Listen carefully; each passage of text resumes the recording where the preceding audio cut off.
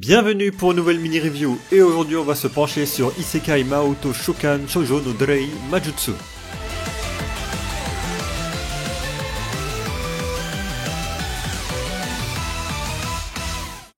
Mais quel est donc cet animé ?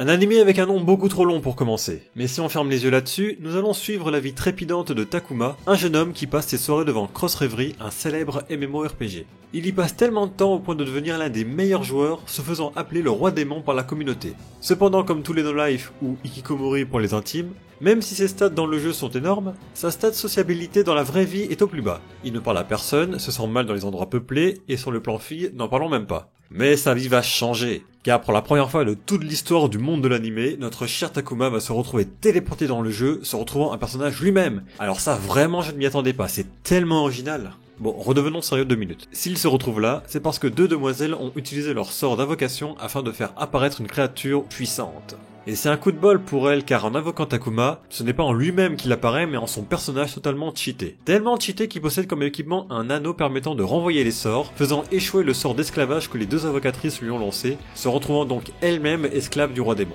C'est donc accompagné de ces 2 nouvelles maîtresses que Takuma va suivre son aventure et se faire respecter pour sa toute puissance, mais malheureusement avec un hic, il va devoir apprendre à se sociabiliser et surmonter son angoisse des grandes foules. Bonne chance Takuma. Et mon avis dans tout ça ?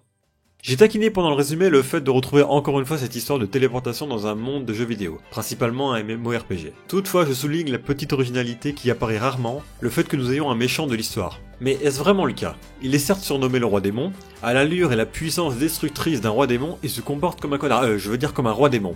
Sauf que sur ce dernier point, il agit comme lorsqu'il est devant son écran et son micro, en mode roleplay. C'est la seule façon qu'il a de s'exprimer sans se ridiculiser devant tout le monde. Du coup, on aura souvent 2 temps dans les dialogues. D'abord lorsqu'il s'exprime, puis sa réaction dans sa tête. Et ça, dès le début avec ses 2 nouvelles camarades. Et parlons-en maintenant, tiens. Tout d'abord, l'elfe blonde du nom de Shera a forte, mais alors très forte poitrine, et la petite Nekololi Rem. On ne sait pas encore grand chose sur ces 2-là, mis à part que c'est grâce, ou plutôt à cause d'elle que Takuma se retrouve là. Seul Rem partage son secret dès le premier épisode, qui servira de source de motivation pour l'histoire en général.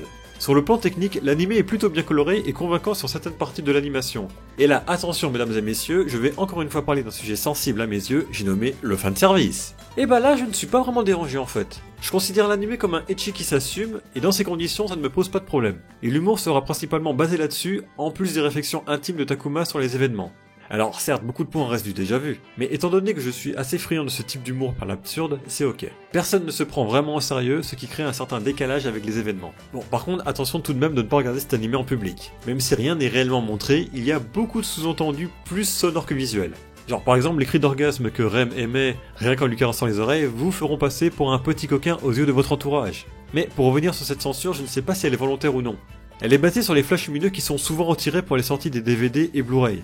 Alors je sais que le principe est purement commercial, mais je trouve ça vraiment con comme s'il n'assumait pas entièrement. Après, si je dis pas de bêtises, je crois que c'est aussi un rapport avec l'heure de diffusion au Japon. Un animé comme High School DxD par exemple sont plutôt en soirée et donc est diffusé en non censuré alors que les autres sortent pendant les horaires familiaux. Mais si ça se trouve, je suis en train de dire une belle connerie et je vais me faire incendier dans les commentaires. Donc pour éviter cela, je vais passer sur un autre point de l'anime, son humour. Comme je l'ai dit précédemment, on est en face d'une comédie basée sur l'absurde des situations. Le personnage principal se rend bien compte que ce qui se passe n'est pas normal, alors que ça ne gêne personne d'autre. Dans le même principe, nous avons l'anime Konosuba qu'il faut absolument que j'en parle un de ces jours. C'est un style que j'aime beaucoup mais qui doit faire attention sur un point, le comique de répétition aka le running gag. Faire et refaire les mêmes blagues sans avancer dans l'histoire est un problème qui arrive.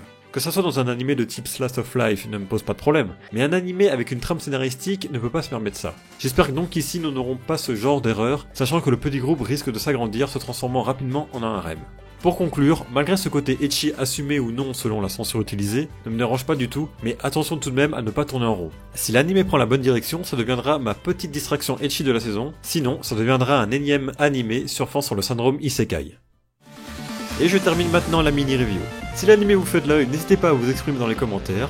Le partage de la vidéo ainsi que le dépôt du petit pouce sont facultatifs mais source de motivation. Et moi je vous dis à la prochaine pour une nouvelle vidéo. Sayonara!